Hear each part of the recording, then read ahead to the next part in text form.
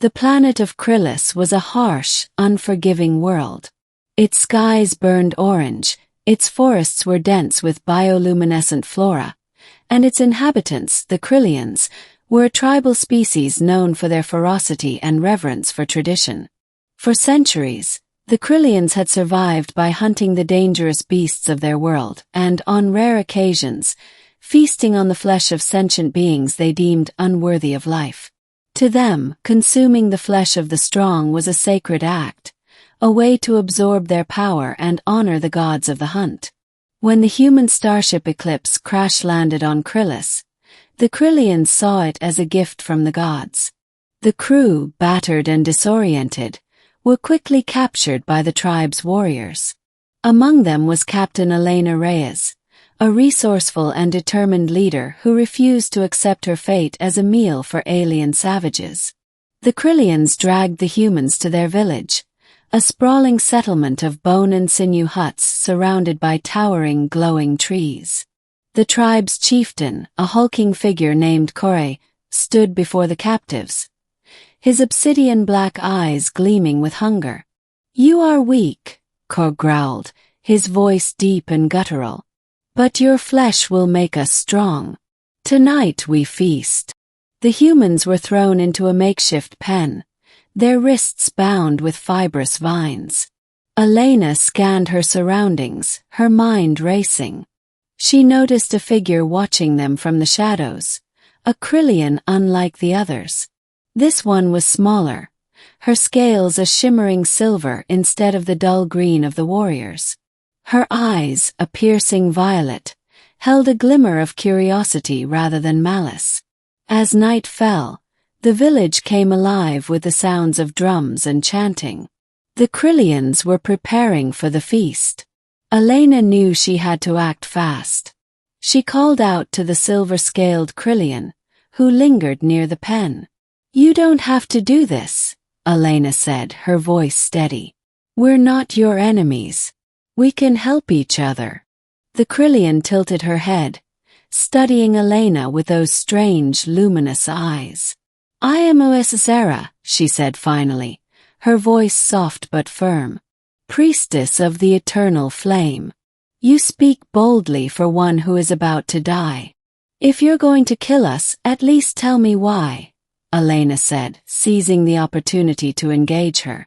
"What have we done to deserve this?" Lyss'ara hesitated. "It is our way," she said. "The strong consume the weak. It is the will of the gods." "But what if the gods are wrong?" Elena pressed. "What if there's another way? A way that doesn't involve killing innocent people?" Lyss'ara's eyes narrowed. "You dare question the gods?" "I dare to question tradition," Elena replied. "Traditions can change. They should change if they cause harm." The priestess fell silent, her gaze drifting to the bonfire in the center of the village. The flames danced wildly, casting long shadows across the ground. For the first time in her life, Lyss'ara felt doubt. She had always obeyed the teachings of her ancestors, but something about this human's words struck a chord deep within her. Before she could respond, Kryllis approached, his massive frame looming over the pen.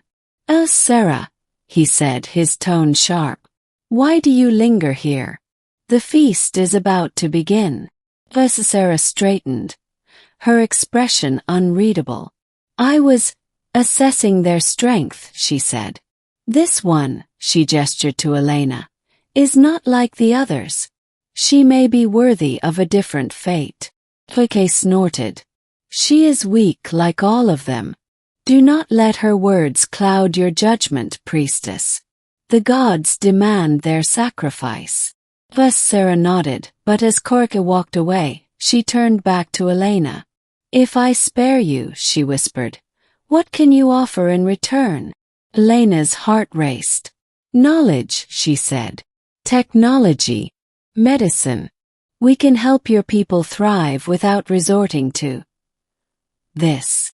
Lyss'ara's eyes flickered with something akin to hope. "Swear it," she said. "Swear on your life that you will not betray us." I swear, Elena said without hesitation. The priestess nodded, then slipped a small curved blade from her belt and cut the vines binding Elena's wrists. Follow me, she said. And do not make a sound. Elena motioned to her crew to stay put, then followed Lyss'ara into the shadows. The priestess led her through a maze of huts and into a secluded grove, where the glow of the trees was softer, more serene. Why are you doing this? Elena asked as they walked. Because I believe you are right, Lyss'ara said. Our ways are outdated. But change is not easy. Kryllis and the others will not accept it willingly. Then we'll have to show them a better way, Elena said. Lyss'ara stopped and turned to face her. There is a ritual, she said. The trial of the eternal flame. If you can survive it, the tribe will be forced to acknowledge your strength. They will have no choice but to spare you and your crew. What does the trial involve? Elena asked, though she already had a sinking feeling she knew the answer. You must face the heart of the flame, Lyss'ara said. A place where no Kryllian has ever returned from. If you succeed, you will prove that you are not weak. That you are worthy of life. Elena took a deep breath. All right, she said. I'll do it. The trial of the eternal flame was held in a cavern deep beneath the village. The air was thick with heat, and the walls glowed with molten veins of orange and red. At the center of the cavern was a massive pit, filled with swirling, fiery liquid. The entire tribe had gathered to watch. Kryllis stood at the edge of the pit, his arms crossed. If you survive, he said, you and your crew will be free to go. But if you fail, your flesh will feed us all. Elena stepped forward, her heart pounding. She glanced at Lyss'ara, who gave her a subtle nod of encouragement. The trial began. Elena was given a single tool, a staff made of a heat-resistant material. She had to navigate a narrow path over the pit, avoiding jets of flame that erupted at random intervals. The heat was unbearable, and the air was thick with smoke, but Elena pressed on, her determination unwavering. As she reached the halfway point, a massive jet of flame erupted directly in front of her. She barely managed to dodge it, losing her balance in the process. For a heart-stopping moment, she teetered on the edge of the pit, the fiery liquid below bubbling ominously. The crowd gasped. Kryllis grinned, certain of her demise. But Elena refused to give up. With a surge of strength, she swung her staff and used it to propel herself back onto the path. The crowd erupted in murmurs of awe. Even Kryllis looked impressed. Finally, after what felt like an eternity, Elena reached the other side. She collapsed to her knees, exhausted but victorious. The tribe was silent. Then, slowly, they began to chant her name. Lyss'ara stepped forward, her eyes shining with pride. You have proven your strength, she said. The gods have spoken. You and your crew are free to go. Kryllis scowled but said nothing. The tribe's decision was final.